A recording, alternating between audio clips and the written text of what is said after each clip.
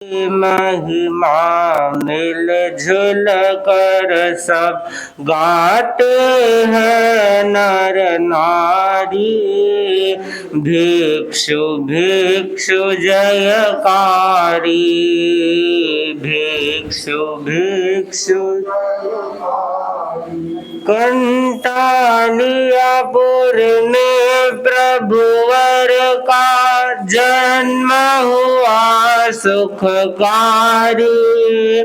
धरती अंबर में पसरी है यश गाथा भारी।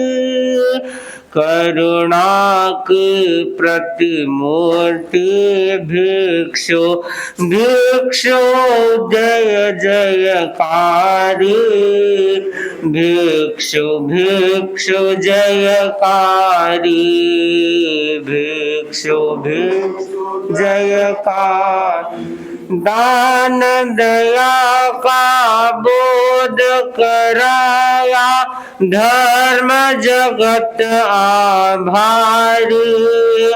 मिश्र धर्म कब मान्य उन्हें था जिन वाणी स्वीकारी। साध्य और साधन की शुद्धि मौलिक बात विचारी। भिक्षु भिक्षु जयकारी, भिक्षु भिक्षु आभा मंडल में जो आते बन जाते अनुगामी। शाश्वत स्वर लहरी को गाते जैसे अंतर्यामी।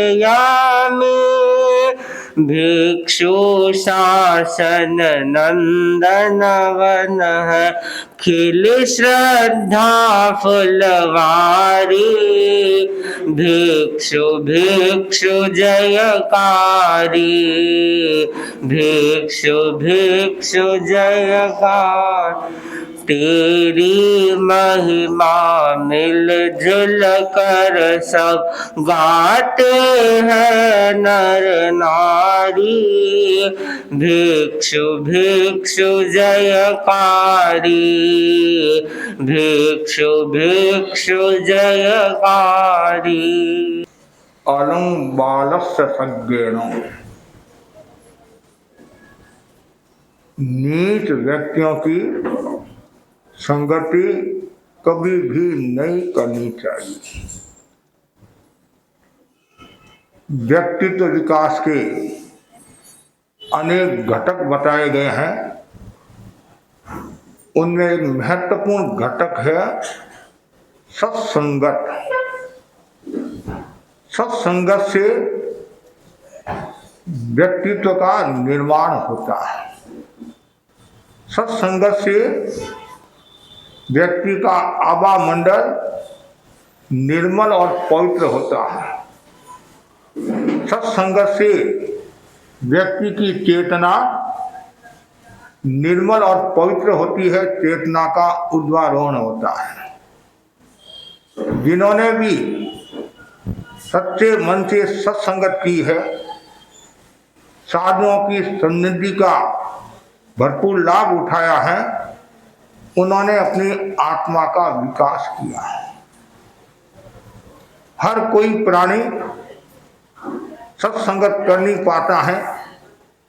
जो हलुकर्मी होता है, आत्मार्थी होता है, पाप भीरु होता है, और जो जीव से शिव बनना चाहता है, नर से नारायण बनना चाहता है, वही व्यक्ति सत्संगत कर सकता है। संगत दो प्रकार की होती है, एक अच्छी संगत, एक बुरी संगत। अच्छी संगत करने वाले कम मिलेंगे, बुरी संगत करने वाले ज्यादा मिलेंगे। इसलिए कहा भी गया है, कालियारे पास में गोरियों बैठे रंग ने तो लखन जरूर आया। अब जिसके पास में बैठोगे वैसे संस्कार आ जाएंगे। लेकिन ज्यादातर क्या होता है, अच्छे संस्कार कम आते हैं और खराब संस्कार ज्यादा आते हैं। तो संगत का प्रभाव है। यदि आप खराब संगति में रहते हैं तो फिर आपका व्यक्तित्व वह सुंदर नहीं, पवित्र नहीं होता है, वह व्यक्तित्व खराब हो जाता है। इसलिए बार बार ज्ञानी जन कहते हैं कि नीच व्यक्तियों की संगति मत करो, अच्छे व्यक्तियों की संगति करो। और कहीं भी आपको अच्छी बात मिले, वो आपका विरोधी है, फिर भी उससे अच्छी बात स्वीकार करनी चाहिए, अच्छी बात ग्रहण करनी चाहिए। दुर्जन और सज्जन दो प्रकार के व्यक्ति होते हैं और दुर्जन से हमेशा दूर रहना चाहिए और सज्जन के पास में बैठना चाहिए। और यहाँ तक बताया गया है, दाना तो दुश्मन भला, दाना तो दुश्मन भला। जो सज्जन आदमी है, अनुभवी आदमी है, वृद्ध आदमी है, वो आपके दुश्मन है, फिर भी वो आपके लिए भले हैं, कभी न कभी आपके लिए अच्छी बात बता सकते हैं। तो सत्संगत का बहुत बड़ा प्रभाव है। जो संतों की संगति करता है और जो दिनवाणी सुनता है तो वो एक दिन सिद्ध अवस्था को प्राप्त हो जाता है। कुछ लोग संतों की संगत से कतराते हैं, डरते हैं कि संतों के पास जाएंगे तो भुड़की डाल देंगे, कहते हैं पुराना, और कुछ नियम दिला देंगे, ऐसा कर लेंगे, वैसा कर लेंगे। अब वो समय नहीं है। पुराने समय में हमारे साधु साध्वी नियम दिलाते थे, आज भी नियम दिलाते, ऐसी बात नहीं है। उस समय का माहौल अलग था, आज का माहौल अलग था। उस समय यदि कोई साधु साध्वी कह देता तुम दर्शन करने के लिए नहीं आता, तुम्हारे पिताजी को कहेंगे कि बाबूजी पिताजी को मत कहना, मैं अभी आ रहा हूँ। और आज यदि हम कह दे तुम्हारे पिताजी को कह देंगे, पिता को क्या, दादा को भी कह दो तो भी नहीं आऊंगा, मेरी इच्छा होगी तो आऊंगा, मेरे को कौन रोकने वाला है, मेरी इच्छा होगी तो मैं आऊंगा। तो अभी वर्तमान का जो माहौल है, वर्तमान की जो परिस्थितियां हैं, उस परिस्थितियों को देख कर ही हमारे साधु साध्वी बात करते हैं। वर्तमान में जियो और समय समय पर प्रेरणा देते रहो, प्रेरणा देते रहो। और प्रेरणा देना हमारा काम है। यदि हम प्रेरणा नहीं देते हैं तो हम एक तरह से कर्तव्य से च्युत हो रहे हैं। यदि हम ये सोचेंगे कि वो लोग नाराज हो जाएंगे, इसमें नाराज की क्या बात है, ये तो हमारा धंधा है। जैसे आपके पास में कोई ग्राहक आता है तो आप उस ग्राहक को पटाने की कोशिश करते नहीं करते हैं, वैसे हम भी ग्राहक को पटाने की कोशिश करते हैं, हम भी हमारे कस्टमर को पटाने की कोशिश करते हैं। कोई पटे, कोई नटे और सभी पट जाओ तो रखे कटे हैं। तो ये तो हमारा काम है, अच्छी बात बताना। और हमारे खुद के निर्जरा होती है, सामने वाला व्यक्ति समझे या नहीं समझे। गुरुदेव तुलसी फरमाते थे, तुमने प्रवचन किया, तुम्हारे तो निर्जरा होगी, अब सामने वाले व्यक्ति ने ग्रहण किया नहीं किया वो उसके कर्म है। तुम अपने कर्तव्य से च्युत मत बनो, कर्तव्य से दूर मत रहो। चाहे 3 श्रावक आओ, चाहे 10 श्रावक आओ, समय हुआ तुम तुम्हारी निर्जरा कर लो। वो महत्वपूर्ण बात बताई है निर्जरा की। तो सत्संगत करने वाला व्यक्ति निर्जरा को प्राप्त होता है, आत्मा की शुद्धि करता है। और भव भवांतर के जो कर्म है, वो कर्म एक झटके में कभी कभी क्षय भी हो जाते हैं। वक्तामृत में बताया नहीं, पश्चास्तवेन भव संस्तति पापं क्षणात् क्षयमुपैति शरीर भाजा आक्रांत लोक मलिनीलमशेषु मासु सूर्यांशु भिन्नमिव सार्वरमंधकारम्। कितना सुंदर है, घोर अंधकार है। और जैसे सूर्य जाता क्या होता है, अंधकार दूर हो जाता है, प्रकाश हो जाता है, चांदना हो जाता है। उसी प्रकार जो भव भवांतर के कर्म है, घोर पापी हैं, और क्षण भर की उसने सत्संगत की, बेड़ा पार हो गया। क्षण भर की सत्संगत भव समुद्र से पार लगा देती है, और क्षण भर की गफलत जिंदगी भर की कैद हो जाती है। एक क्षण तारने वाला होता है और एक क्षण मारने वाला होता है। आप सजगता के साथ जा रहे हैं और आप पार हो जाते हैं, और थोड़ी सी लापरवाही हो जाती है और थोड़ी सावधानी हटी, दुर्घटना घटी। कितनी घटनाएं देखते हैं, बस एक क्षण लगता है।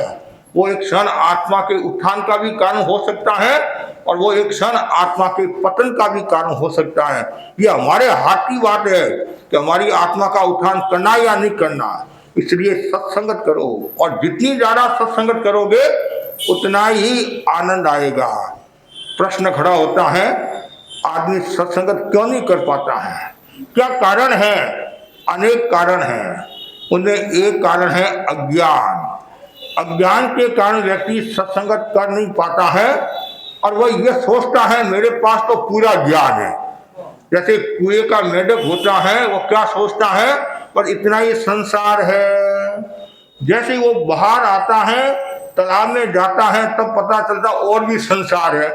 जब नदी में जाता है तो उसको पता चलता और भी संसार है। और जब समुद्र को देखता है, अरे और संसार है। तो वैसे जो अज्ञानी आदमी है वो क्या सोचते हैं, पर इतना ही ज्ञान है, मैं ही होशियार हूं। ये अज्ञान के कारण व्यक्ति सत्संगत कर नहीं पाता है। अज्ञान दो प्रकार का बताया है, एक उदयजन्य अज्ञान, एक शोषण जन्य अज्ञान।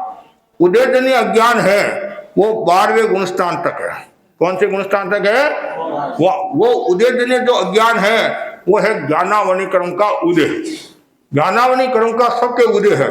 जो संसार जीव है, जो छद्मस्त है, तो वो पूर्ण ज्ञानी नहीं है। क्यों नहीं है? उनके ज्ञानावनी क्रम का शोषण है। और ज्ञानावनी क्रम क्षीण होगा तब जीव को क्या होगा? केवल ज्ञान होगा। और केवल ज्ञान कब होता है?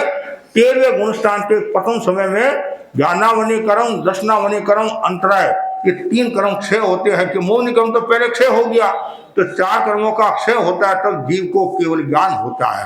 तो वो उदयजन्य अज्ञान सब, आप भी अज्ञानी हो, मैं भी अज्ञानी हूं। यहाँ तक कि वीतराग होते नहीं, वीतराग भी अज्ञानी है। आप क्योंकि बड़ा वीतराग भी अज्ञानी कैसे है? वीतराग 2 प्रकार के होते हैं, छद्मस्त वीतराग और केवली वीतराग। 11वें 12वें गुणस्थान के जो धनी है वो छद्मस्त वीतराग है। तो 11वां गुणस्थान वाला जीव है वो नीचे गिरता है। यहाँ तक कि वो पहले गुणस्थान में भी आ सकता है। तो इसलिए वीतराग भी अज्ञानी है। क्यों? यहाँ अज्ञानी का मतलब क्या हुआ? पूरा ज्ञान नहीं है, छद्मस्त है। और जिस दिन ज्ञान पूरा हो जाएगा तो फिर केवली वीतरागी हो जाएंगे। तो वीतरागी अज्ञानी भी होते हैं, ज्ञानी भी होते हैं। 11वें 12वें गुणस्थान की अपेक्षा से अज्ञानी और 13वें 14वें गुणस्थान की अपेक्षा से ज्ञानी होते हैं। दूसरा होता है शोषण जन्य अज्ञानी। ये खतरनाक है। ये पहले और 30वें गुणस्थान में होता है। ये मिथ्यात्व का मतलब दृष्टिकोण सही नहीं, विपर्यास, दृष्टि में विपर्यास। जो सही है उसको गलत बताना और गलत को सही बताना, ये जो अज्ञान है, शोषण जन्य अज्ञान है, ये आत्मा को डुबोने वाला होता है, आत्मा को तारने वाला नहीं होता है। इसलिए आवश्यकता है कि हमें क्या करना है? उदयजन्य अज्ञान और शोषण जन्य अज्ञान दोनों को दूर करना है, केवल ज्ञान को प्राप्त होना है। तो उसके लिए समय लगेगा, लेकिन प्रयास करते जाओ। आज नहीं कल आपको सफलता मिलेगी। लेकिन व्यक्ति सत्संग क्यों नहीं कर पाता है? वो अज्ञान के कारण। अज्ञान इतना भरा हुआ है और उस अज्ञान के कारण व्यक्ति अपना बोध कर नहीं पाता है। एक बहन ने अपने भाई से कहा, महाराज आए हुए व्याख्यान सुनाकर। भाई बोला, मैं खुद ही व्याख्यान देना जानता हूँ। और कभी कभी तो ऐसे ऐसे श्रावकों के बारे में बताया जाता है, महाराज वो तो अपने आप को एक्स्ट्रा ऑर्डिनरी समझते हैं कि हम तो महाराज से भी अच्छा व्याख्यान देते हैं। ये क्या है? अज्ञान। हो सकता है आप महाराज से भी अच्छा व्याख्यान दे सकते, कोई बड़ी बात नहीं है। सबका ज्ञान एक श्री का नहीं होता है, लेकिन आप में और महाराज में रात दिन का अंतर है। रात दिन का, राई और मेरू पर्वत में कितना अंतर है, उतना ही अंतर श्रावक और साधु में है। आप बराबरी नहीं कर सकते हैं, चारित्र आत्मा की बराबरी नहीं कर सकते हैं, लेकिन ज्ञान कम ज्यादा हो सकता है। किसी के ज्ञानावनी क्रम का शोषण ज्यादा होता है, किसी के ज्ञानावनी क्रम का शोषण कम होता है। साधुओं में भी हमारे ज्ञानावनी क्रम के शोषण में तत्समता रहती है। कोई अच्छा वक्ता है, अच्छा ज्ञानी है, कोई सामान्य है, लेकिन चारित्र का मूल्य, किसका मूल्य है?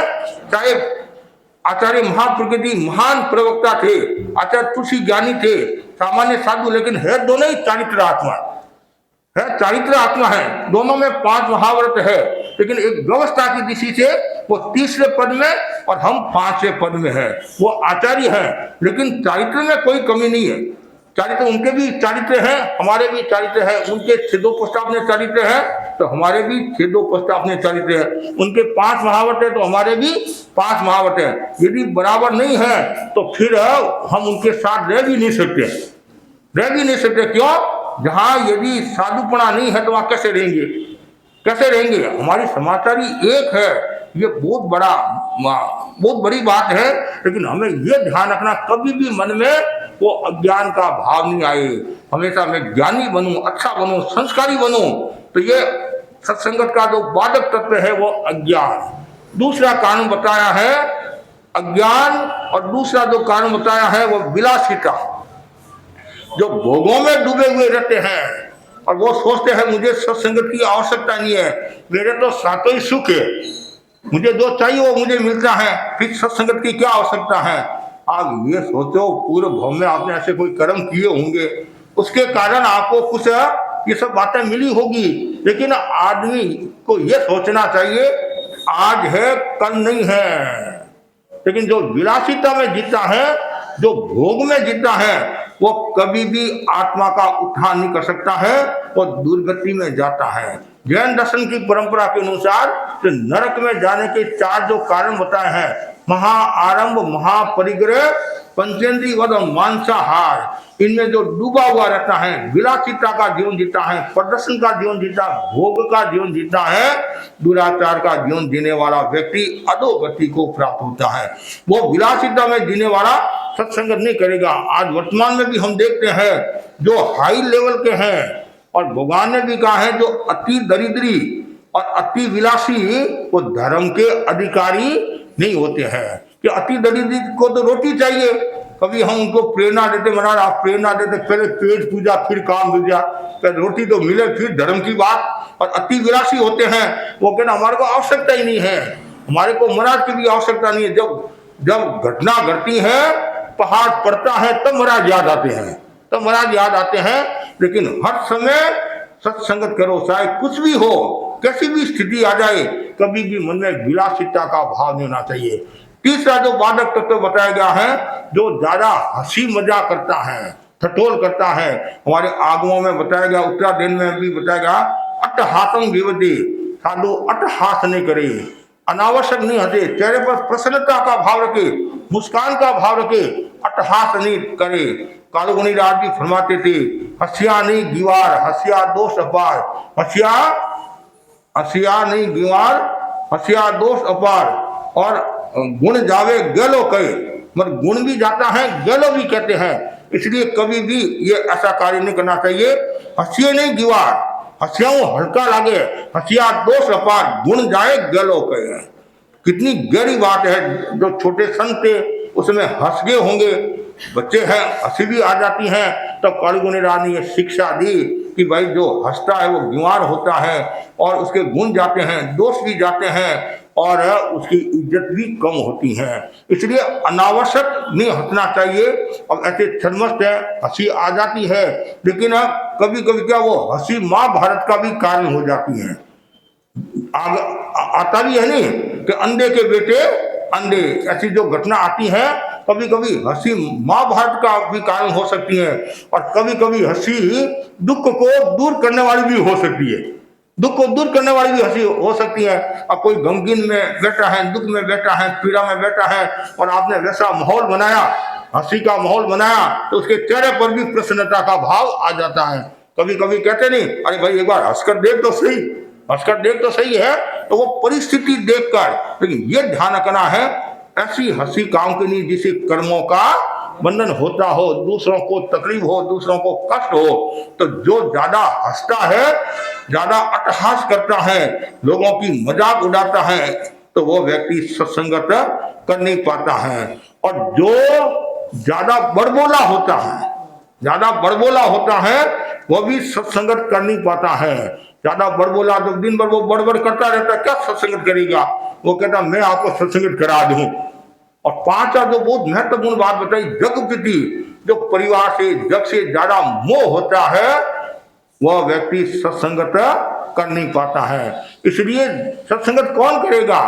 जो आत्मा की चिंता करता है, जो अपने दोषों को दूर करने की कोशिश करता है, जन्म मरण की परंपरा से मुक्त होना चाहता है और शाश्वत सत्य को प्राप्त करना चाहता है, वही व्यक्ति सत्संगत कर सकता है। ये कारण है, इन कारणों से व्यक्ति सत्संगत कर नहीं पाता है, और जो सत्संगत करता नहीं है वो आत्मा का दर्शन कर नहीं पाता है। और आप सब जानते हैं सत्संगत हर कोई व्यक्ति कर भी नहीं सकता, ये बात भी सही है, और लोगों को योग भी नहीं मिलता है। कितना सुंदर कहा है, संत समागम हरि कथा तुलसी दुर्लभ दोय, सुत दारा और लक्ष्मी पापी के भी होए। संतों का समागम हरि कथा दोनों ही दुर्लभ है। वे क्षेत्र भाग्यशाली है जहाँ संतों का समागम होता है, और वे जीव भाग्यशाली हैं तो निरंतर हरि कथा करते हैं, प्रभु कथा करते हैं, सत्संगत करते हैं। लेकिन कथा भी अनेक प्रकार की बताई है, स्त्री कथा, भक्त कथा, देश कथा, राज कथा, 4 प्रकार की कथा बताई। किसने बताई है? आज जब समाहिक पाते नहीं, 9वें वर्ष समाहिक पाते लास्ट में बोलते नहीं, तो मतलब दुनिया में ज्यादा स्त्रियों की चर्चा करने वाले ज्यादा मिलेंगे, भोजन की चर्चा करने वाले ज्यादा मिलेंगे। कोई भी फंक्शन है तो क्या होता है, प्रवचन कैसा हुआ उसकी चर्चा कम होती है। क्या माल पानी जोरदार था, रसमलाई, दाल का शीरा, बादाम का शीरा। अरे तुम व्याख्यान सुनने के लिए आया कि वो रसमलाई खाने के लिए आया है? कुछ लोग विनोद में कहते महाराज आप जीवन रख दो तो जगह भी आपकी छोटी बढ़ जाएगी। जगह भी एक अवधारणा वो भी रही है, पुरानी अवधारणा आज भी कुछ हो सकती है, लेकिन तो भोजन के प्रति लोगों का आकर्षण ज्यादा रहता है, भजन के प्रति आकर्षण कम होता है। तो स्त्री कथा, भक्त कथा, देश की कथा भी खूब होती है कि कौन सी पार्टी आएगी, तुम्हारे को क्या लेना देना है, तुम्हारे को न तो कोई कांग्रेस रोटी देने वाली है, न भाजपा रोटी देने वाली है, न तृणमूल रोटी देने वाली, न सपा न बसपा। तुम मेहनत करेगा तो तुम्हारे को रोटी मिलेगी। लेकिन मनुष्य का स्वभाव है, और कुछ लोग तो सट्टा भी, किसकी सरकार आएगी सट्टा भी खेलते हैं, और शेयर बाजार में भी भाव ऊंचे नीचे हो जाते हैं। तो ये वो एक अलग बिंदु। लेकिन हमारे को कथा से क्या लेना, राज कथा से क्या लेना, देश कथा से क्या लेना, राज्य के बारे में, राजा के बारे में, लोगों के बारे में भी हम चर्चा करते रहते हैं कि महाराज ऐसा है, ये ऐसा है, ये ऐसा है, और तू कैसा है। हाँ, तू दूसरों की चर्चा करा है, दूसरों की चिंता करा है, इनसे अच्छा है पहले तू तुम्हारी आत्मा की चिंता कर, और तू आत्मा की चिंता करेगा तो तू भव से मुक्त हो जाएगा, बेड़ा पार हो जाएगा। दूसरों की चिंता मत करो। आचार्य तुलसी फरमाते थे, चिंता नहीं चिंतन करो, व्यथा नहीं व्यवस्था करो, प्रशंसा नहीं प्रस्तुति दो। कितना सुंदर है, हमें चिंतन करना। किसके बारे में? आत्मा के बारे में चिंतन करना है। मैं कौन हूं, कहां से आया हूं, और मुझे कहां जाना है। दक्षकाली सूत्र में बताने, जो पुब्ब रत्ता पर रत्त काले संतिखई अपगमपयनम। कितना सुंदर है। पूर्व रात्रि और अपर रात्रि में आत्मचिंतन करना चाहिए। मैंने क्या किया है, क्या करना है, और क्या करना शेष है, मैं कर सकता हूं, और परमात्मा के वशीभूत होकर नहीं कर रहा हूं। क्या इतने भाई बहन मेरे सामने बैठे हैं, सबके पास में टाइम है। टाइम नहीं होता तो मेरा व्याख्यान सुनने के लिए नहीं आते आप। टाइम तो है नहीं आपके पास, टाइम है तो व्याख्यान सुनने के लिए आए या एडजस्टमेंट करके आए। टाइम सबके पास में है, लेकिन आदमी आलस कर लेता है, प्रमाद कर लेता है। तो लोग कहते महाराज मेरे को तो मरने का भी टाइम नहीं है, जीने का भी टाइम नहीं, जीने का भी टाइम नहीं है, जीने का भी, तो जीने का टाइम नहीं है तो मरने का टाइम कैसे होगा। मतलब बड़ी विचित्र बात है। तो लोग कहते महाराज मैं तो बहुत बिजी हूँ, इतना बिजी हूँ आराम से रोटी भी नहीं खा सकता हूँ। बिजी होना कोई बुरी बात नहीं है, लेकिन हमारी दृष्टि में आप बिजी नहीं हो, लेजी हो, आप व्यस्त नहीं हो, अस्त व्यस्त हो, इसलिए समस्या आ रही है। 24 घंटा पहले 24 घंटा थे और आज भी 24 घंटा है, भविष्य में भी 24 घंटे रहेंगे, कोई 25 घंटा नहीं होंगे।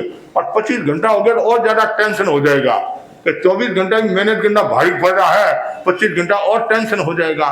लेकिन जो हमें पास में समय है उस समय का सदुपयोग करना चाहिए, और व्यक्ति को सत्संगत के प्रति आकर्षण होना चाहिए, और समय निकालकर आत्मा के लिए कुछ करना चाहिए। 5 मिनट ही करो, 10 मिनट ही करो। आज जिस समय धर्म आराधना करे हैं उस समय यदि आयुष्य का बंधन हो गया तो बेड़ा पार हो जाएगा।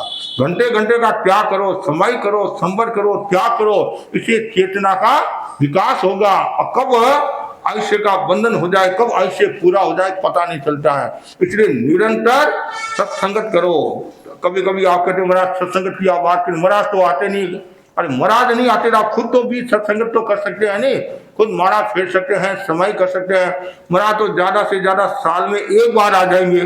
क्या कोई छोटा गांव तो सांडवा तो है नहीं है, तो महीना 2 महीना 4 महीना रह जाते हैं। और बड़ा शहर है, कभी आज यहाँ है, कल और कहीं है, परसों और कहीं है। एक दिन के लिए आए और महाराज ने खुराक दे दी और अब 360 दिन तक उस खुराक को काम में लेना है, काम में लेना है और आगे बढ़ना है। और होता क्या है, महाराज 5 दिन भी विराज गए, 10 दिन भी विराज गए, आपको सिखाया पढ़ाया और वापिस नया सिंगाड़ा 1 साल के बाद में आया तो बोलो भाई नौका मंत्र सुनाओ, टिकू तो सुनाओ महाराज, हम तो भूल गए हैं। तो आगे बढ़ना है, ए से बी में आना है, मतलब कहते ना आगे बढ़ना है। पहली कक्षा से दूसरी कक्षा में आना, दूसरी से तीसरी। और आप लोग तो क्या है, नर्सरी क्या थे, केजी एकदम नर्सरी है, उनमें ही बैठे हैं, उनमें आगे बढ़ने की कोशिश ही नहीं करे हैं। आगे बढ़ना जरूरी है। आगे कब बढ़ोगे कि जब आप सत्संगत करोगे, ज्ञान आराधना करोगे तो आगे बढ़ोगे। सत्संगत बहुत जरूरी है। और जो व्यक्ति सत्संगत करता है उसकी दिशा और दशा बदल जाती है, उसकी भावधारा बदल जाती है, यश और कीर्ति को प्राप्त होता है और उसके जीवन में सत्य प्रतिष्ठित होता है। एक छोटी सी कहानी है। एक सेठ था, कौन था, सेठ। सेठ किसको कहते हैं, जिनका मोटा होता है पेट, जिनका मोटा होता है पेट, रोटियों का खाता है जेठ, लगता इंडिया गेट। जिनके 2 है पेट, उसका नाम है सेठ। तो वो सेठ था, वो नगर सेठ था। पुराने समय में राजा के जैसे नगर सेठ होते थे, कामदार होते अलग अलग, तो वो नगर सेठ था। बड़ा ही अच्छा था, प्रतापी था, समझदार था, चिंतनशील था। उसके एक लड़का था और वो लड़का बड़ा हुआ, यौन की दलित पर आरूढ़ हुआ, प्रतिभा संपन्न था। लेकिन आप जानते हैं कब व्यक्ति दुर्व्यसनों में फंस जाता है पता नहीं चलता है, जिनकी हम कल्पना नहीं कर सकते हैं। और वो व्यक्ति दुर्व्यसनों में फंसा हुआ है। समाज भी नहीं कह सकता, उनके परिवार वाले भी नहीं कह सकते हैं तुम्हारा इतना सज्जन है, इतना व्यवहार कुशल है, लेकिन सत्संग का प्रभाव होता है और व्यक्ति वो कहाँ का कहाँ पहुंच जाता है, दुर्व्यसनों में भी फंस जाता है। तो ये जो लड़का था उसका नाम था मणिशेखर, और वो मणिशेखर दुर्व्यसनों में फंस गया। ऐसा फंसा निकलना उसके लिए भारी पड़ गया। कभी कभी यदि हम सोचते हैं, देखते हैं, लोगों से बात करते हैं, महाराज मेरी बहुत इच्छा है मैं व्यसनों से मुक्ति पाऊं, कोशिश भी करता हूं, लेकिन मैं निकल नहीं पा रहा हूं। मन में ये भावना है तो आज नहीं कल वो निकल सकता, भावना ही नहीं है तो फिर क्या। कभी कभी हम प्रेरणा देते हैं, महाराज फेरो समय करो, महाराज मेरी इच्छा ही नहीं होती है मैं आपके दर्शन करूं, मैं आपकी मतलब बात को मानूं। तो ऐसे लोग भी होते हैं, लेकिन हाल भी अच्छे लोग भी खूब है। अच्छे लोग हैं तभी तो ये सृष्टि टिकी हुई है, कहते नहीं, अच्छे लोग हैं तभी तो ये गाड़ी चल रही है। गौतम स्वामी ने भगवान माई से प्रश्न किया, ये जो लवण समुद्र है क्या ये अपनी सीमा का उल्लंघन करेगा? सीमा का उल्लंघन करेगा? तो भगवान ने कहा गौतम नहीं करेगा। क्यों नहीं करेगा भगवान? क्या इतने शीलवान है, चरित्रवान है, आत्मार्थी पुरुष है, त्यागी है, इसके कारण ये सीमा का उल्लंघन नहीं करेगा। मेरी तो ये अवधारणा भगवान की तो वाणी है ही है, वो तो हमारे लिए सब कुछ है। मैं भी बार बार कहा करता हूँ, जिसके घर में त्याग तपस्या चलती है, आंबिल है, एकाशना है, नौकाशी है, पौषी है, सामूहिक जाप है, उसके घर में कष्ट आने की संभावना नहीं के बराबर है। कष्ट आ भी गया वो टिकेगा नहीं, टिक भी गया आपका नुकसान नहीं करेगा, आपका भाव खराब नहीं करेगा। क्यों? सत्संगत का माड़ा जाप त्याग तपस्या का बहुत बड़ा प्रभाव है। द्वारिका नगरी के बारे सुना आपने, वो आमिल के कारण तो बची हुई थी ना, आमिल के कारण, और फिर वो तपस्या बंद होगी तो उसका क्या परिणाम आया सब जानते हैं। तो इसलिए हमेशा सत्संगत, लेकिन वो दुर्व्यसन में फंस गया और ऐसा फंसा सेठ बेचारा दुखी हो गया। अब बार बार राजा के पास शिकायत जाती है कि आपका जो ये मणिशेखर है ये चोरियां करता है, चोरी करना भी सीख गया वो, और इतनी बड़ी बड़ी चोरी, छोटी नहीं बड़ी बड़ी चोरियां करना सीख गया। आखिर राजा ने सेठ को चेतावनी दी, तुम तुम्हारे लड़के को समझाओ नहीं तो फिर हम कुछ करेंगे। और सेठ लड़के को समझाता, लड़का तो समझने के लिए भी तैयार नहीं है। आखिर क्या होता है, गांव में संत पधारे, संत पदार्थ तो ऐसी खुशी होती है, प्रसन्नता होती है, और उनमें भी यदि ज्ञानी संत आए तो और ज्यादा खुशी होती है। और आचार्य आ जाए तो पूछो ही मत। तो आचार्य महासंबंधी पधारे तो कितनी भीड़, कितने लोग आते थे। क्यों? एक गुरु का अलग प्रभाव होता है, गुरु का अतिशय होता है, और अरहत के प्रतिनिधि होते वो, और अति विशिष्ट व्यक्तित्व के धनी होते हैं। और उनमें भी यदि 4 ज्ञान के धनी आ जाए तो फिर पूछो ही मत। और केवड़ी आ जाए तो सब आ जाओगे आप। महाराज मेरा अगला जन्म क्या होगा, कैसे होगा, न जाने कितने प्रश्न पूछने लग जाओगे। अब 4 ज्ञान के धनी आचार्य धर्म घोष अपनी शिष्य संपदा के साथ आए। हजारों लोग प्रवचन सुनने के लिए आए, और सब प्रवचन सुनकर अपने घर की ओर जा रहे हैं। और इतने में सेठ भी संतों के पास आ गया। संत के पास तो गरीब भी आता है, अमीर भी आता है, राजा भी आता है, रंक भी आता है, अनपढ़ भी आता है, पढ़ा लिखा भी आता है, मूर्ख भी आता है, समझदार भी आते हैं, सब तरह के लोग आते हैं। व्यसनी भी आता है तो सदाचारी भी आता है, दुराचारी भी आता है, निर्वसनी भी आते हैं, सब तरह के लोग आते हैं। कभी कभी ऐसा होता है कि महाराज ये तो दुर्वसनी है, अरे दुर्वसनी है, इसको सुधारना इसलिए तो आया है, ये सुधरना इसलिए तो आया है। और कभी कभी तो ऐसा होता है परिसर में भी शराब पीकर भी आ जाते हैं। एक जगह हाँ शराब पीकर आ गया, शराब पीकर आ गया। तो हमने पूछा क्या कि महाराज मैं तो ये राबड़ी पीकर आया हूँ। क्या बोलता है मेरे को? हाँ मेरे को क्या बोलता है, राबड़ी पीकर आया हूँ। मेरे मन में आया, देखो कोई सामान्य नहीं था, बूढ़ा आदमी था, बूढ़ा आदमी था। अब मतलब कब आदमी की मति भ्रष्ट हो जाती है पता नहीं चलता। हम तो बहुत सौभाग्यशाली हैं, अन्य धर्मों की अपेक्षा से आज भी गणित मिलाए आज भी हमारा जैन समाज, तेरा पंथ समाज बहुत सुखी है, मतलब निर्वसनीय है। और आवश्यकता है जहां भी थोड़ा कुछ यदि व्यसन है उसको दूर करने की कोशिश करो। मैं तो बार बार कहा करता हूँ, होटल और बोतल से बचो आप। चाहे कितना ही आपके पास धन है, सुख सुविधा है, उसका दुरुपयोग नहीं होना चाहिए। और बच्चों को भी बार बार प्रेरणा दो कि पढ़ाई कम हो उसकी चिंता मत करना, धन कम हो उसकी चिंता मत करना, उसकी चिंता करना चरित्र की। एक बार दाग लग गया, अब लक्ष्य साबुन से धो लो, वो दाग उतरने वाला नहीं है। कितना ही कुछ भी कह दो वो होने वाला नहीं है। ठीक है, आपके सामने तो नहीं बोलेंगे, पीछे से कहेंगे महाराज आप जानते ये कौन है, इसने उसको मारा था, ये गलत घोटाला किया था, ये ऐसा है वैसा है। इसलिए बहुत सावधानी रखो। कब कर्म किसके उदय में आ जाए, न किसी की निंदा करना, न आलोचना करना, न दूसरों की चिंता करना, अपने घर की चिंता करो, कल मेरे घर में कोई आग न लग जाए, ये ध्यान में रखने की बात है। वैसे ही अब संत ने नाम पूछा, भाई क्या नाम है? तो सेठ ने अपना नाम बताया और सेठ ने अपनी समस्या बताई, महाराज ये समस्या, मेरा एक ही लड़का है और वो दुर्घटना में फंस गया है, और नाम भी बता दिया।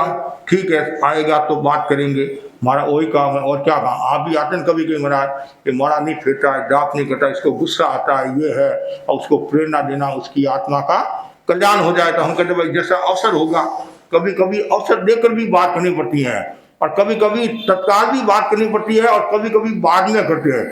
क्यों बाद में करते हैं? उसको ये शंका न हो जाए कि ये मम्मी ने कहा होगा, पापा ने कहा होगा, कि महाराज को कैसे पता चल गया। महाराज को केवल ज्ञानी थोड़ी है, महाराज केवल ज्ञानी थोड़ी है। और कभी कभी क्या होता है, सहज है नहीं, सहज ही पता चल जाता। कभी कभी व्यक्ति के आभा मंडल को देख कर भी कभी कभी पूछते तुम शराब पीता है? हाँ महाराज पीता हूँ, आपको कैसे पता चला? और कभी कभी ऐसे मुंह से निकल ही जाता है। और वो सही भी एक भाई आया और मैंने पूछा जे चंपालाल जी, उसका नाम चंपालाल निकल गया। कभी कभी ऐसा भी हो जाता है, ऐसा भी। तो आज सोचते हैं महाराज को कैसे पता चला? अरे वो कभी मुंह से निकल गया, मुंह से निकल गया, सही निकल जाता है। तो वैसे ही संत के सामने समस्या रखी और सिर चला गया, और थोड़ी देर के बाद में वो मनुष्य कर भी आ गया। तो संत आए हैं, कम से कम मैं भी हाथ जोड़ कर आ जाऊं। आया, हाथ जोड़े और संत ने पूछा क्या नाम? महाराज मेरा नाम जानते नहीं हो, मैं नामी चोर शेठ का लड़का, और मेरा नाम मनीष शेखर। संत समझ गए। संतों ने उपदेश दिया, 7 व्यसनों के बारे में बताया। पुराने समय में हमारे साधु बता नहीं 7 व्यसनों के बारे में, मानव सूरा से वेशिया, ऐसे सब उपदेश दिया। महाराज आप फरमाते सही है, लेकिन ये तो मेरा धंधा है, इसको मैं छोड़ नहीं सकता हूँ। जैसे आप अपना धर्म ध्यान छोड़ नहीं सकते हो, वैसे मैं ये पाप कर्म छोड़ नहीं सकता हूँ। संतों ने बहुत उपदेश दिया, आया तो कुछ गिफ्ट दे। न तो मैंने कहा नहीं, कभी कहा न बोर्ड न नोट, हम तो जो खोट है कि ठीक है महाराज आपकी इतनी भावना है तो आज मैं नियम लेता हूँ, आज से मैं झूठ नहीं बोलूंगा।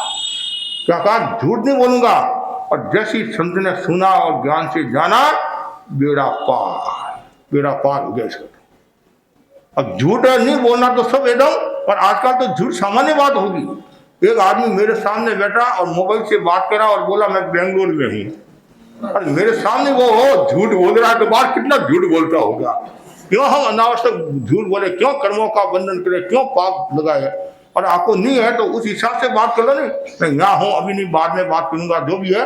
तो झूठ बोलकर नए कर्मों का बंधन क्यों करे, और कभी पकड़े गए तो मारे जाओगे। असत्य अविश्वास का घर, असत्य विश्वास का घर है। कभी कभी बच्चे भी है नहीं, वो भय के खातिर मम्मी के सामने झूठ बोलते, मम्मी मैंने शीशी नहीं फोड़ी है, दीदी ने फोड़ी है। बच्चा दीदी के मार पड़ जाती है, और फिर कभी पकड़ा जाता है और फिर सही भी बोलता है तो भी उसका विश्वास नहीं होता है। कभी ऐसा काम नहीं करना चाहिए। और ज्ञानी जन कहते हैं ये तो डॉक्टर के सामने, माँ बाप के सामने और संत के सामने कभी झूठ नहीं बोलना चाहिए। आपकी बीमारी पेट की है और आप डॉक्टर को जाकर कहते मेरे सिर में दर्द है, तो परिणाम क्या आएगा? डॉक्टर क्या चिकित्सा करेगा? इसकी करेगा नहीं। और संत के सामने कोई गलती हुई है तो सही बात बताना, तो कोई छिपाना नहीं। आता तुलसी फरमाते थे सरलता से गलती बता देना चाहिए और आपकी शुद्धि हो जाएगी। और यदि आप माया करते हो, कपट करते हो, तो महाराज कोई व्यक्ति ऐसी गलती करता है तो उसका क्या प्रायश्चित आता है? तो माया का भाव हो गया नहीं, माया का भाव नहीं। महाराज मेरे से गलती हुई है, या जिज्ञासा के स्वर में कोई पूछा अलग है कि महाराज एक इंद्रिय की हिंसा करने से क्या दोष लगता है, दोनों वो एक अलग बात है, क्या प्रायश्चित आता है। और एक माया के रूप में, तो माया तो बड़ी खतरनाक, इसलिए कहा भी गया है मंदिर में पूजा पाठ कर लेता हूँ, मंदिर में पूजा पाठ कर लेता हूँ, मस्जिद में नमाज पढ़ लेता हूँ, सोचता हूँ इंसान से खुदा न बन जाऊं, इसलिए मैं थोड़ा सा पाप कर लेता हूँ, इसलिए मैं थोड़ा सा पाप कर लेता हूँ। तो क्या न्याय करेगा, क्या आत्मा का कल्याण करेगा? कभी माया नहीं करना। और उसने सरलता से बता दिया महाराज मैं चोर हूँ और चोरी तो मैं छोड़ नहीं सकता हूँ। आप इतना फरमाते हैं, आज से मैं झूठ बोलने का त्याग करता हूँ। और झूठ बोलने के कितने कारण बताए पता है आपको? 4 कारण है। 10 कार्य सूत्र में झूठ बोलने के 4 कारण बताए हैं। कोहावा, लोहावा, भयावा, हासावा। क्रोध के वशीभूत होकर, लोभ और भय और हास्य के वशीभूत होकर आदमी झूठ बोलता है। और ऐसे अज्ञान, राग, देश, मोह के कारण भी व्यक्ति झूठ बोलता है। पक पक पर आदमी झूठ बोलता है। एक नौजवान जा रहा था, सामने से दूसरा नौजवान आया, मूर्ख तो यहाँ खड़ा है, तुम्हारी औरत तो बगीचे में किसी के साथ में घूम रही है। जैसे ये कहा, आया गुस्सा, अभी जाता हूँ, दोनों को खत्म करके आता हूँ। आगे बढ़ा, गुस्सा शांत हुआ, सोचने लगा मेरी तो भी शादी हुई नहीं, औरत आई कहां से? सामने वाले ने तो कह दिया। और कभी कभी ये अप्रैल फूल आती नहीं, 1 अप्रैल है और न जाने कितने लोगों को मूर्ख बुला देते हैं और मूर्ख बन भी जाते हैं। लेकिन कभी भी झूठ नहीं बोलना, एकदम सही सत्य बात। सत्यम भयम, सत्य ही भगवान है। सत्यम लोयमी सार, सत्य ही लोक में सार। और सत्य से बढ़कर कोई तप नहीं है और झूठ से बढ़कर कोई पाप नहीं है। तो उसने वो नियम ले लिया, घर आ गया। अब उसने कहा आज मुझे राजा के वहां चोरी करने के लिए जाना। कहाँ जाना है? छोटी मोटी ने आज बड़ी चोरी, तो मैं अब नामी चोर तो हो गया हूँ और एकदम पक्का हूँ, मजबूत हूँ। तो राजा ने भी सब कर्मचारियों को, पुलिस अधीक्षक, कोतवाल, मंत्री, सबको खड़ा कर दिया। आज रात को चोर पकड़ना है। और ये रात को 12 बजे चोरी करने के लिए गया और ये सब कर्म से खड़े थे। कोतवाल मिला, कौन? क्योंकि झूठ बोलने का त्याग था। वो बोला मैं चोर हूं। किसके यहाँ चोरी करने के लिए जा रहा है? राजा के वहां। कोतवाल ने सोचा कोई पागल आदमी है, पागल समझ कर छोड़ दिया। और ऐसी मंत्री ने और ऐसी पुलिस अधीक्षक ने सबने छोड़ दिया। और लास्ट में कौन मिला? राजा मिला। राजा ने पूछा कौन? मैं चोर हूं। क्या नाम है? वो अपना नाम भी बताता, मेरा नाम मणिशेखर है, मैं चोर हूं। और कहाँ जा रहा है? राजा के वहां चोरी करने के लिए जा रहा हूं।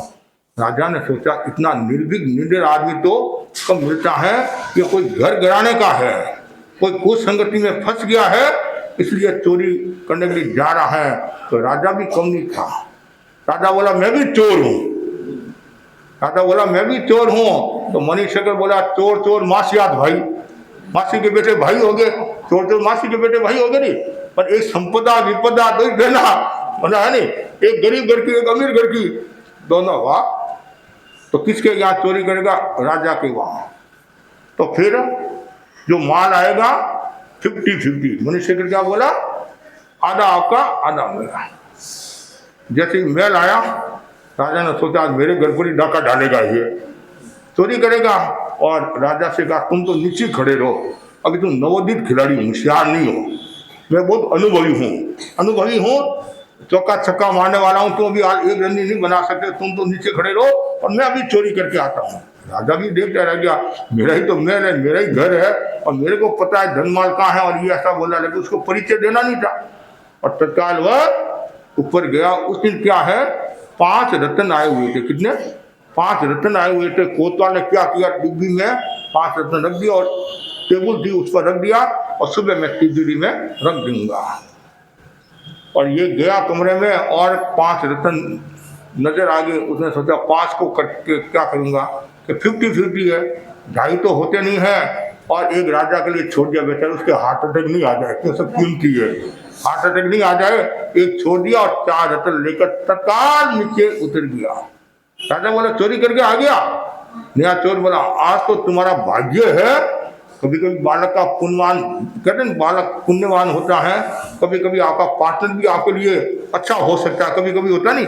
तो अरे आज तो तुम्हारे जोक से ज्यादा मेहनत नहीं पड़ी, फटाफट काम हो गया। क्या लाए? ये कितने थे? 5 क्यों नहीं रहे? अब बातचीत क्या है, सौदा ये हुआ नहीं भाई 50-50, और एक मैंने राजा के लिए छोड़ दिया, बेचारा वो मर नहीं जाएगा। अब यहाँ राजा को विश्वास हो गया कि ईमानदार है, प्रमाणिक है, सत्यवादी। क्यों? 5 रत्न थे, बात सही है, एक छोड़कर आया, 4 ये बता दिए, 2 राजा को दे दिया, 2 खुद ने ले लिया, और राजा को अपना परिचय भी दे दिया, एड्रेस भी दे दिया। और तुम्हारे को यदि प्रशिक्षण लेना हो फ्री ऑफ चार्ज, मैं तुम्हारे को एकदम होशियार करूंगा, मेरे पास में बहुत कलाएं, आज तो मैं नहीं बताऊंगा, खूब कलाएं हैं। राजा सोचा आदमी तो काम का है, आदमी तो काम का है। उसने एड्रेस ले लिया, और जब भी काम पड़े आप मेरे को बुला देना, मैं पास में, ज़्यादा दूर नहीं हूँ, डिस्टेंस दूरी है, मतलब पास में है। और चला गया। इधर हलचल हुई, चोर चोर चोर। सबसे पहले कौन आया? कोतवाल। उसने रखा था, कोतवाल आया। 5 में से 4 तो चले गए, 1 है। कोतवाल ने सोचा चला तो गया है, बेटी गंगा मैं भी हाथ धो लूँ, उसको ये पता नहीं तुम्हारे बाप को पता है, बेटी गंगा मैं भी हाथ धो लूँ। उसने क्या किया, एक जेब में डाल दिया और राजा से निवेदन किया, राजन 5 रत्न आज जो आए थे वो चले गए, अभी तो चोर इधर उधर ही होंगे, फटाफट पकड़ो। पूरे गांव को इकट्ठा किया और पूछा भाई चोर कौन है? उसमें तो कोई था नहीं, था तो एक राजा था, और तो मणिशेखर अपने गांव चला गया था, और काफी देर होगी कोई बोल नहीं रहे। राजा ने सोचा यदि मणिशेखर होता तो वो बोल देता, यहाँ है नहीं। और तत्काल एक आदमी को कहा जाओ, पास के गांव में, ज्यादा दूरी नहीं है, फटाफट उसको लेकर आओ, राजा आपको याद करे। तो आ गया और परिसर में वो भी बैठ गया। कोतवाल पूछा चोर कौन है, कितने चोरी की? और तत्काल खड़ा होने लगा। पड़ोसी बोला मूर्ख, बैठ जा, फांसी पर चढ़ेगा। राजा के क्या फर्क पड़ता है, 5 के 10 आएंगे? नहीं, मेरे झूठ बोलने का त्याग है, मैंने चोरी की करी, मैं हूं चोर। आगे आओ। आगे आ, कितने रत्न चुराए? कोतवाल बोला 4। कोतवाल बोला झूठ बोलता, 5 चुराए? वो आपके 5 क्या 50 के दो, मैंने 4 चुराए हैं। कहाँ है 4 बताओ? कि 2 मेरे पास में है और 2 मेरे पार्टनर के पास है। चोर के भी पार्टनर होता? हाँ मेरे भी पार्टनर है। कौन? और रात का समय था, चेहरा तो मैंने देखा नहीं, ऐसे तो मैं बता नहीं सकता हूँ, और बोली से बता सकता हूँ ये मेरा पार्टनर है। था कौन? राजा ही था, दूसरा तो कोई था नहीं। आखिर ये सब बातचीत हुई और राजा को विश्वास हो गया आदमी काम का है, और तत्काल राजा के मुंह से शब्द निकले, कोतवाल ऐसे ही बोला। और कौन? मणिशेखर, ये मेरा पार्टनर, ये चोर है, ये मेरा चोर है। कोतवाल बोला मूर्ख, तो मेरे राजा को चोर बनाता है? आपका राजा है, मेरा ये पार्टनर है, एकदम पक्के डंके की चोट कहता हूँ, यही मेरा पार्टनर है दूसरा। और बोली से मैंने बता दिया। हमारे शादी झुमकू जी थी, प्रमुखा शादी प्रमुखा चूरू के है, तो तो वो बोली से बता देते। एक रात को कोई अंधेरा था, रात को मुस्लिम भाई आया और उसने आवाज दी होगी झुंकू सती तत्काल है नाम लेकर, अरे अब आगे खा जो भी उनका नाम था। तो ऐसे आज भी हमारे कई ऐसे साधु संत है, रात को कोई भाई दर्शन करने गया, सुबह जल्दी आता है तो बोली से पता चल जाता है ये श्रावक जी आए हैं। तो वैसे ही है। और जैसे ये कहा और राजा सुन गया, राजा ने कहा कोतवाल देव टटोल, 4 तो मेरे पास में है, 2 और 5वां कहाँ है? कोतवाल ने सोचा मरा मैं तो, और उसने निकाल कर दे दिया, कोतवाल को निष्कासित कर दिया और उसके स्थान पर मणिशेखर को कोतवाल के रूप में प्रतिष्ठित कर दिया। क्यों? सत्य के कारण। जिसके पास में सत्य है उसके पास में सब कुछ है, और सत्य नहीं है तो कुछ भी नहीं है। सत्य की अंत में विजय होती है, और जो सत्यवादी होगा वो एकदम क्लियर बोलेगा, साफ बोलेगा और निर्भरता के साथ बोलेगा। जो असत्यवादी है वो बात बनाकर बोलेगा, आगे क्या बोलना है, आगे क्या बोलना है, आगे कहीं मैं फंस नहीं जाऊं। तो इसलिए कभी भी झूठ नहीं बोलना। और जो सत्संगत करता है तो उसके जीवन में सत्य प्रतिष्ठित होता है। इसलिए गाली जन बार बार कहते हैं सत्संगत करो, अच्छी संगति करो, अच्छे लोगों के पास बैठो, ज्ञानी जनों के पास बैठो, जहां भी आपको कुछ मिले और उसको ग्रहण करने की कोशिश करो। इससे आपकी चेतना का विकास होगा। तो हमारे ज्ञानी जन बार बार कहते हैं सत्संगत करो। सत्संगत करने वाला व्यक्ति सुखी होता है, आनंद को प्राप्त होता है। और कहा भी गया नहीं, वो कपड़ा होता नहीं, कपड़ा है उसको जैसा आप रंग देंगे वैसा कपड़ा हो जाएगा नहीं। कपड़े को जैसा रंग मिले, मानव को वैसा संग मिले है, तो मानव को जैसा संग मिलेगा वैसा ही वो बन जाएगा। तो हमें क्या करना है? अच्छी संगति करना है, अच्छे लोगों के पास में बैठना है। और नीच व्यक्तियों के, नीच का मतलब जिसका स्वभाव नीच है, खराब है, दुराचारी है, गंद आदतों वाला है, ऐसे व्यक्तियों के पास में नहीं बैठना। ऐसे आप किसी मनुष्य के पास बैठो, कोई मनाही नहीं है, लेकिन सज्जन लोगों के पास, अच्छे लोगों के पास जो धर्म की बात करते हैं, कर्म की बात करते हैं, चेतना के उदाहरण की बात करते हैं और समाज हित की बात करते हैं, आत्मा हित की बात करते हैं, ऐसे व्यक्तियों के पास बैठना चाहिए। और उनके पास में बैठने से आपको आनंद की अनुभूति होगी, आपका कल्याण होगा, आपका विकास होगा। तो बस मैं इतना ही आपको कहना चाहता हूँ, जितने भी आप भाई बहन बैठे हैं ये सब सत्संगत की साधना करें, अच्छे लोगों के पास बैठे। सत्संगत से सुख मिलता है, जीवन का कण कण खिलता है, और सत्संगत के प्रभाव से मतलब कहते नहीं, नास्तिक भी आस्तिक हो जाता है। जैसे आप पौधे को पानी देते हैं तो पौधा फलता है, उसी प्रकार सत्संगत से व्यक्ति भी फलता है, यानी विज्ञानी और प्रत्याख्यानी होता है, चेतना का रूपांतरण कर लेता है, स्वभाव में बदलाव आता है। तो अनेक ऐसे उदाहरण हैं जिन्होंने सत्संगत के द्वारा आत्मा का कल्याण किया। इसी आशा के साथ ओम अरहम। आज